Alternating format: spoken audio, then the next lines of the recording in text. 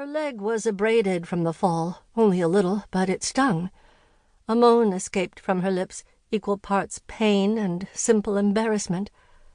Without lifting her face, Angelica could see businessmen's loafers and women's low-heeled pumps moving steadily past, pausing, moving again as the light changed.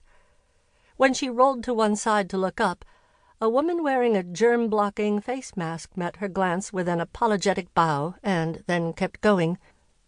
A whisper of wind against thigh warned that her skirt was up, her panties exposed. She'd meant to buy new underwear this spring and never had. Too broke and too busy studying for the next Japanese language proficiency exam. Last night she had stayed up 2 extra hours and nodded off with her phone in her hand, kanji quiz app open, unfamiliar characters swimming through her dreams.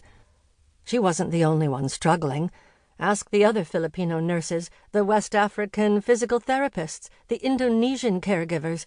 Ask anyone in her position, trying to learn fast enough to pass the latest JLPT, trying to avoid unsafe jobs and the loan sharks back home, trying to avoid being sent back at the wrong time, always keeping the door open to returning at the right time.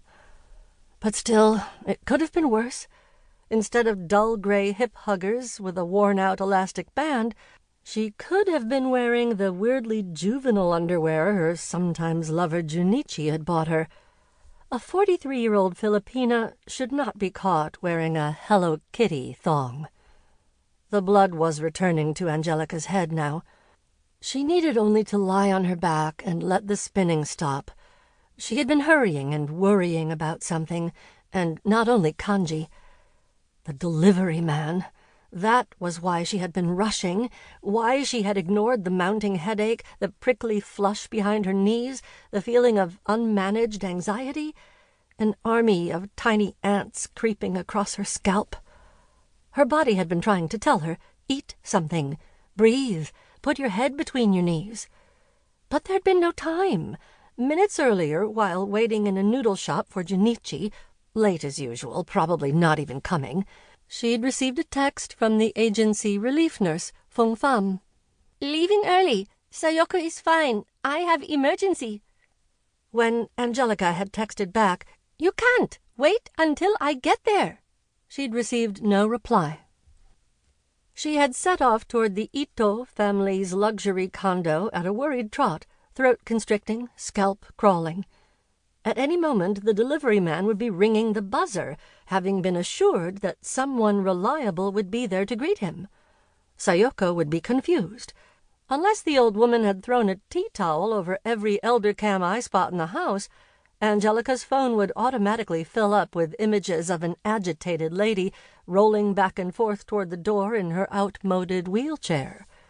If Sayoko's blood pressure plunged, or her heart rate increased past a certain point, programmed alarms would sound on her son's phone, even as he sat in an important business meeting in Kuala Lumpur. Dio Itou might think it was a serious emergency. Worst of all, Sayoko herself would be afraid and alone. Angelica knew how time could change in that kind of situation, how anxiety opened the door to a lonely eternity. Angelica closed her eyes, then opened them a moment later to see a white concave disc as wide as her shoulders hovering just above her face. "I'm fine," she said as she tried to turn away from the public health device. "I have to get up." "Please, remain still," the machine responded. The disc's white wings angled down toward either side of her head, granting some small measure of privacy, a comfort more for bystanders who could hurry by with less guilt, even if their questions remained. Had they been standing close to her at the last crosswalk? Would there be some new outbreak announced on the evening news? "There's nothing wrong with me," she said. A cuff tightened automatically around Angelica's arm. A black weight, no larger than a change purse, but hard and heavy, vibrated threateningly against her sternum. Thrusting her chin down into her neck, she just managed to see the unit's flickering red light, but only until the next instrument moved into place.